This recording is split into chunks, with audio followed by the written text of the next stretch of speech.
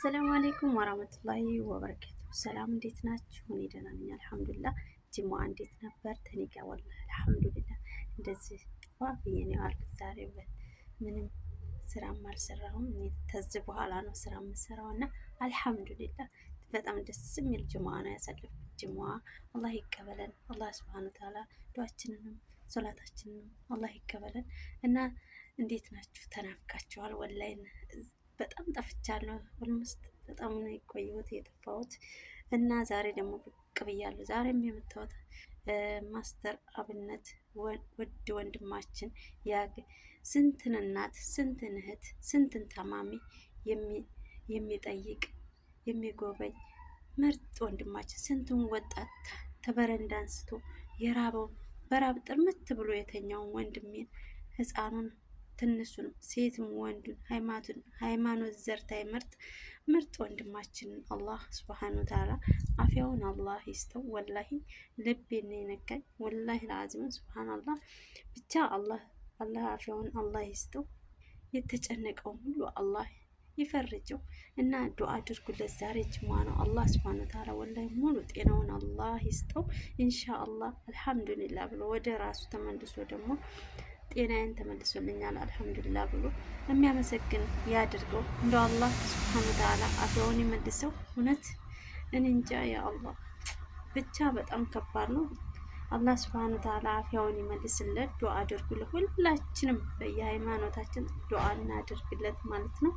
አላህ ሱብሃነሁ ወተዓላ ሙሉ ጤንነትህን ይዘህ ተመልሶ የሚመጣ ያድርግልን። አላህ ያሽረው።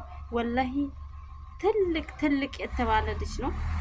በቃ እኔ እንጃ ቃላት ያጥረኛል። ማስተር አብነት ሁላችሁም ምን ታውቁት ምን ትፈርዱ ነው። ብቻ ቃላት ያጥረኛል ወላሂ እኔ እንጃ። አላህ እንደው በዱዓችሁ ብቻ አትርሱ። ዛሬም ጅሙዓ ነው።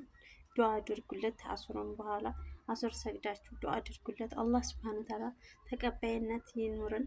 እኛንም አላህ ይቀበለን። እንደው ሁላችንም ዱዓ እናድርግለት። የእናቶችን እንባ ያፈሰ የእናቶችን ስንቱን እንባ ጠርጓል። ስንቱን በሽተኛ አድኗል።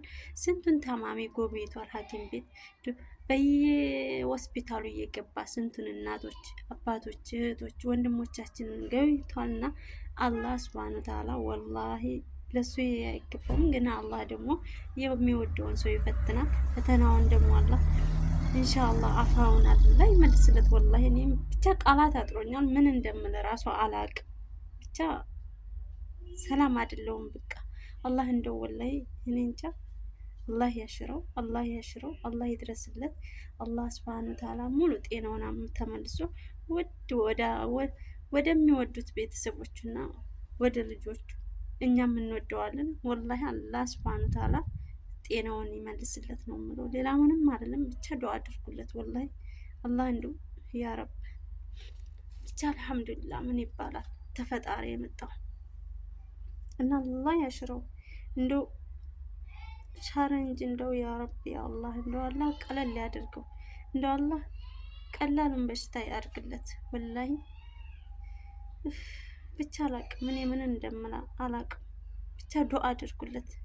ሁላችንም ዱዓ እናድርግለት። አላህ ሱብሃነሁ ወተዓላ አፊያውን አላህ ይመልስለት። የነዛን እናቶች እንባ የጠረገ ወላሂ እንጃ እግር እያጠበ እሱ ትጀምር ምኑ ተወርቶ ይዘልቃል። የሱ ምኑ ይታው።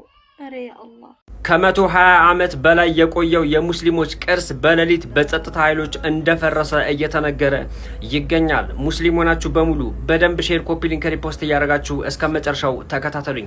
በአዲስ አበባ በየካ ክፍለ ከተማ ከ120 ዓመት በላይ የቆየ በቅርስነትም የተመዘገበው ታሪካዊ የወሊ ሙሐመድ ቤት በሌሊት መፍረሱ እየተነገረ ይገኛል። ከሌሊቱ 9 ሰዓት ላይ የጸጥታ ኃይሎች መጥተው በቤት ውስጥ የሚገኙ ሰዎችን ሁሉ ካስወጡ በኋላ ቅርሱን እንዳፈረሱት ተነግሯል። ከዚህ ቀደም የባህልና ቱሪዝም ሚኒስቴር እንደተናገረው ማንኛውም ቅርስ የተባለ ቦታ በየትኛውም ቦታ ላይ እንደማይፈርስና ለጉብኝት ክፍት እንደሚሆን ተናግረው ነበረ። በአዲስ አበባ የተባረክ መስጂድ አጥርም ጨምሮ ይሄ ታሪካዊ የሙስሊሞች ቅርስ ፈርሷል እና መፍትሄው ምንድነው ትላላችሁ? ሙስሊም ሆናችሁ በሙሉ ይህን ቪዲዮ በደንብ ሼር፣ ኮፒ ሊንክ፣ ሪፖስት እያደረጋችሁ አዳርሱት። አላሁ አክበር። ተመልከት ውበት ተመልከት ግርማ ሞገስ አላሁ አክበር እንዴት አባታቸው ነው የሚያምሩት። ይህን ቪዲዮ ግን የምትችሉትን ያህል አብዝታችሁ ኮፒ ሊንክ አድርጉልኝ። በደንብ ኮፒ ሊንክ ሪፖስት አድርጉና